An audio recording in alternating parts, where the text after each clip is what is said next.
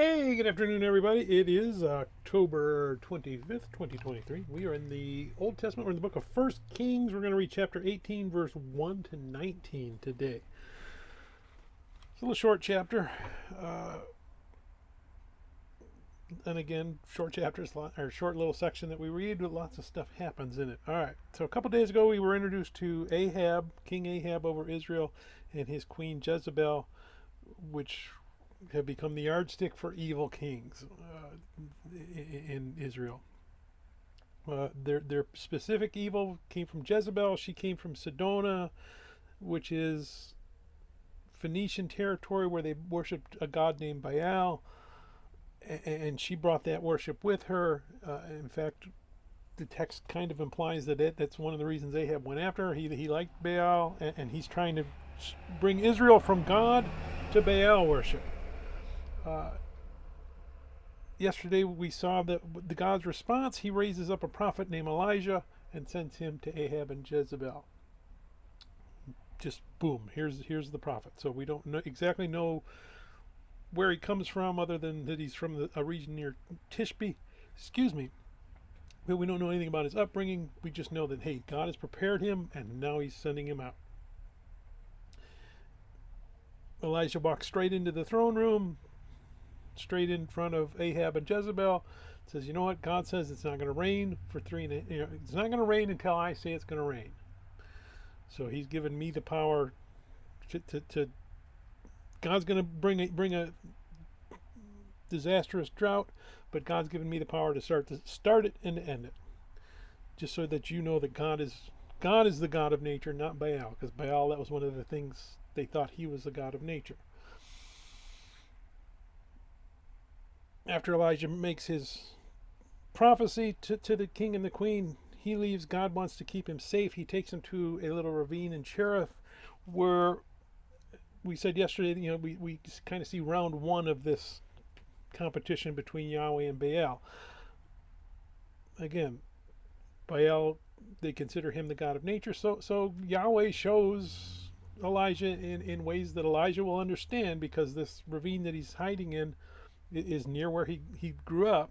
So God is going to show him that, hey, I'm the king. I am the sovereign king of nature. You're going to hide in a ravine that would ordinarily have flash floods, but they're not going to have flash floods because I said it isn't going to rain. Meanwhile, your pursuers, they believe in Baal. They think it's going to rain, so they're not going to pursue you up here. I'm going to bring you food from ravens, which you know that would not be something you would ordinarily go look for food, but you're going to do it because nature obeys Yahweh, not Baal.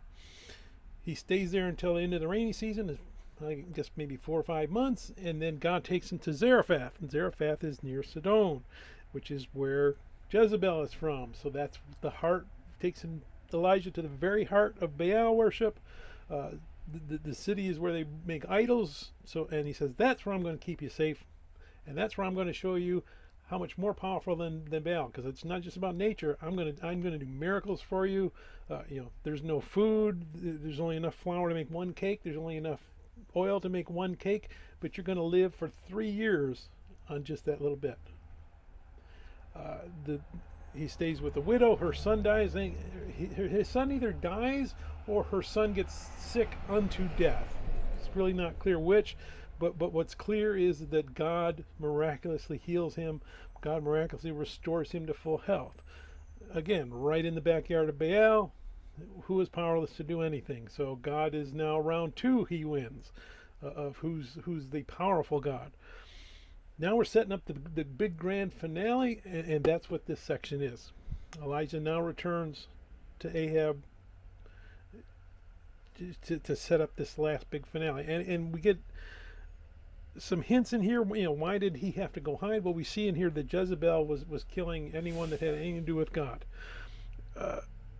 Some survived. There's that idea of God always has a remnant. So we find out that, hey, there was someone in that court of the king and the queen who was actually protecting people at his own peril. So there are some prophets. They've been hidden, and we're going to see them come to the forefront in a few more readings from here.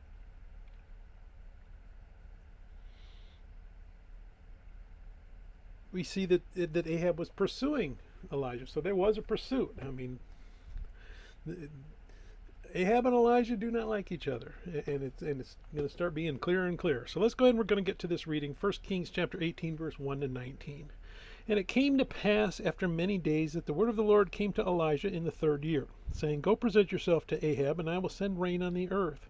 So Elijah went to present himself to Ahab, and there was a severe famine in Samaria. And Ahab had called Obadiah, who was in charge of his house. Now Obadiah feared the Lord greatly, for so it was, while Jezebel massacred the prophets of the Lord, that Obadiah had taken 100 prophets and hidden them, 50 to a cave, and had fed them with bread and water.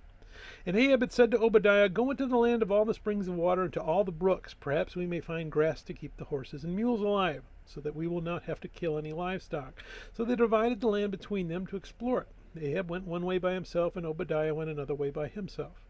Now as Obadiah was on his way, suddenly Elijah met him. And he recognized him and fell on his face and said, Is that you, my lord Elijah? And he answered him, It is I. Go tell your master, Elijah is here.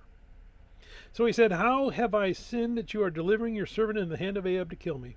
As the Lord your God lives, there is no nation or kingdom where my master has not sent someone to hunt for you. And when they said, He is not here, he took an oath from the kingdom or nation that they could not find you. And now you say, Go tell your master, Elijah is here. And it shall come to pass, as soon as I am gone from you, that the Spirit of the Lord will carry you to a place I do not know. So when I go and tell Ahab, and he cannot find you, you will kill me. But I, your servant, have feared the Lord from my youth. Was it not reported to my Lord what I did when Jezebel killed the prophets of the Lord? How I hid 100 men of the Lord's prophets, 50 to a cave, and fed them with bread and water? And now you say, Go tell your master, Elijah is here. He will kill me. And Elijah said, As the Lord of hosts lives, before whom I stand, I will surely present myself to him today.